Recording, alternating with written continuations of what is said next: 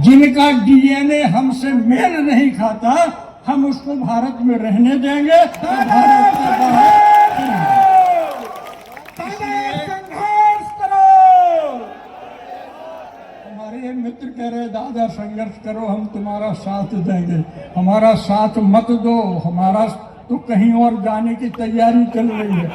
तो तुम्हारा तो अभी जीवने का अवसर है और संघर्ष के अवसर है।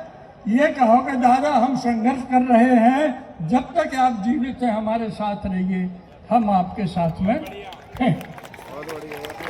क्योंकि यदि कल हम चले गए और हमारी ये लड़ाई परिणाम तक नहीं पहुंची, जैसे वर्तमान समय में हम ओबीसी समाज की स्थिति देख रहे हैं, कमोबेश इस स्थिति से एससी और एसटी भी गुजर चुके हैं। हमारे 4-5 नेता तो एससी वर्ग में हो गए।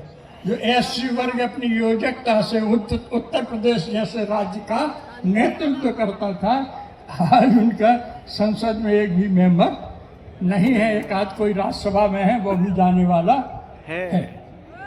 और ओबीसी ने तो संघर्ष नहीं किया। ओबीसी ने संघर्ष करना तो एससी वर्ग से सीखा और ये इतने टुकड़ों में बट चुका है, एक दूसरे को गाली गलौज करता है।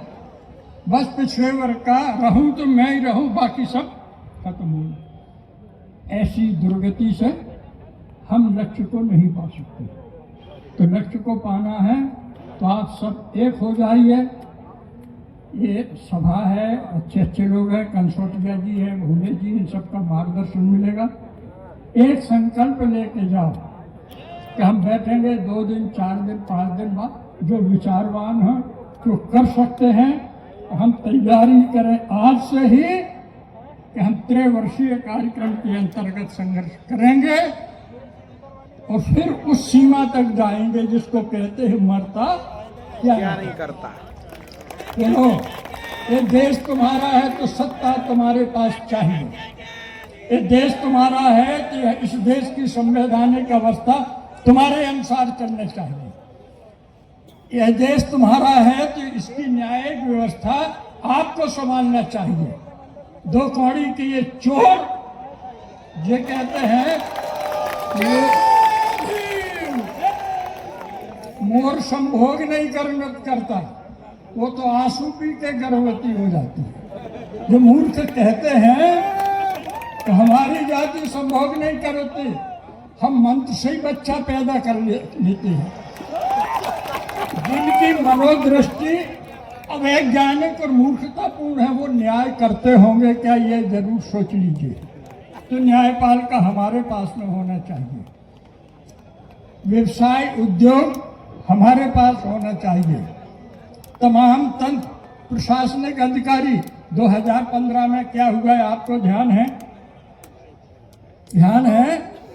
हमारे IAS 13 में निर्वाचित हुए, चयनित हुए, 2 वर्ष का प्रशिक्षण हो गया और PMO कार्यालय से क्रीमी लेयर हमारे जो संपन्न वर्ग हैं, पढ़ा लिखा के IAS तक जा सकते हैं, उनको अवसर नहीं है। और जो पढ़ा नहीं सकते तो उनको अवसर मिलने का कोई कारण नहीं। यानी प्रशासन में ओबीसी को आने ही नहीं जैसे, ऐसा PMO कार्यालय से मालूम है ना सबको। तो ऐसे लोगों को सत्ता में बैठा लोगे जो अपनी औरत को नहीं संभाल सकते, उनको तुम देश संभालने की सौंप देते हो। तो सबसे बड़ा संविधान का विरोधी कौन है? आप है संविधान के विरोधी। कसम खा लो, प्रत्येक 5 वर्ष में हमें बदल करने का अवसर मिलता है तो तुम्हें तुम्हारे पुरखों की सौगंध है, हम पिछड़े वर्ग में SC ST OBC को ही वोट देंगे। और ये जो आज सिस्टम में है, हमारे नाम से वोट लेकर के जाते हैं और हमारी आवाज नहीं उठाते। आज से उनकी अपनी डायरी में नाम लिखना शुरू कर दीजिए। 28 में अवसर आपको मिलेगा। बदल करिए।